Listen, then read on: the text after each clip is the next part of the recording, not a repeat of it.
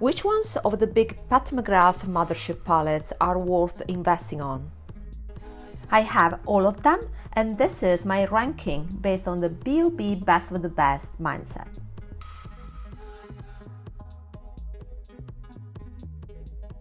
And stick till the end of the video because there will be the runway pairing where I associate the palette to a specific collection in the ready-to-wear spring-summer 2022.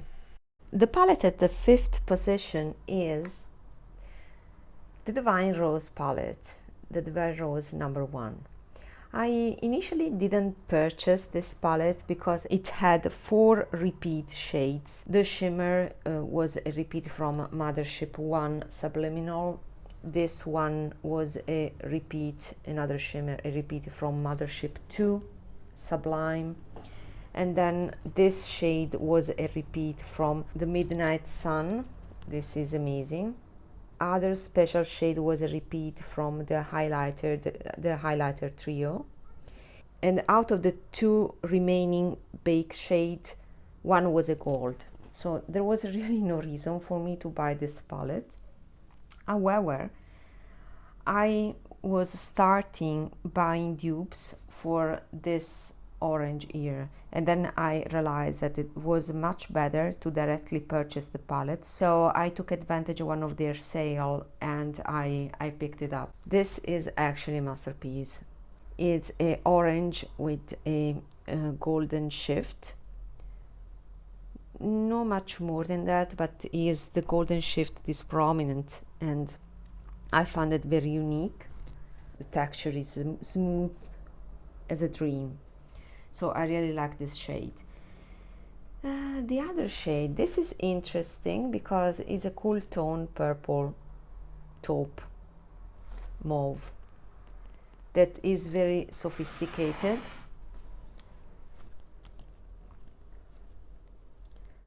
I don't mind this gold, it's a nice gold for my skin tone. A little bit peachy leaning, a tad too warm for my liking. But I don't mind use it because it's not too yellow and it's not too bright. So this is actually all in all, and then the remaining shades are the 2 shimmers I don't care too much about.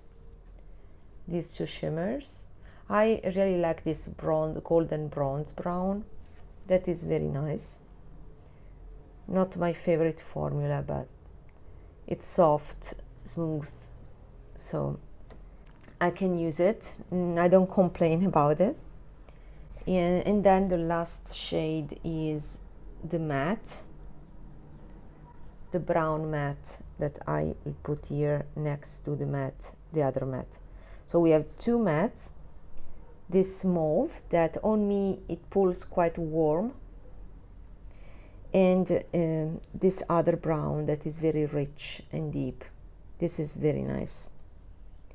So all in all, I really like this palette, and the reason why it is at the 5th position is because how wearable it is. Nothing is striking besides this really shiny shade that actually is a repeat shade. So, and this orange gold that is not chunky, is smooth.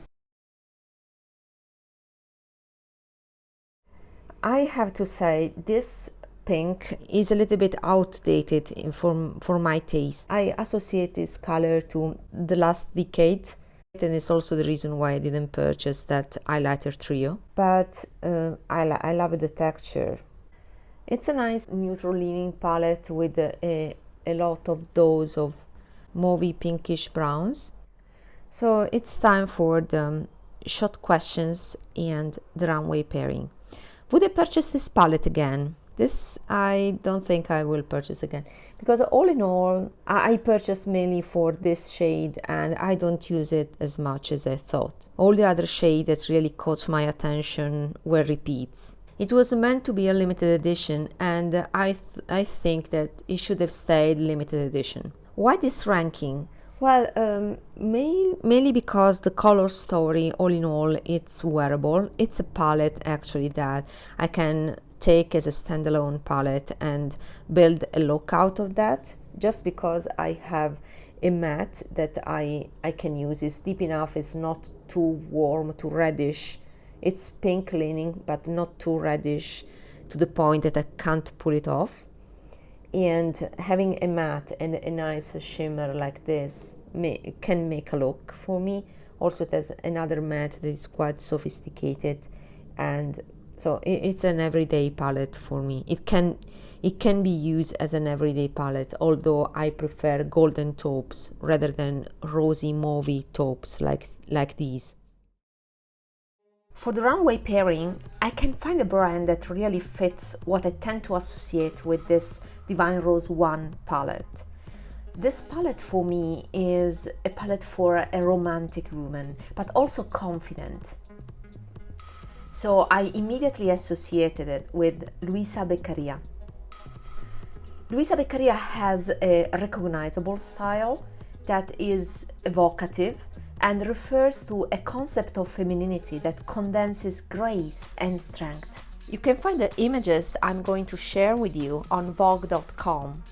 The fashion house tends not to follow trends, but sticks to the brand identity that is poetic. It speaks to a woman that is romantic and projects herself and her personality in her surroundings.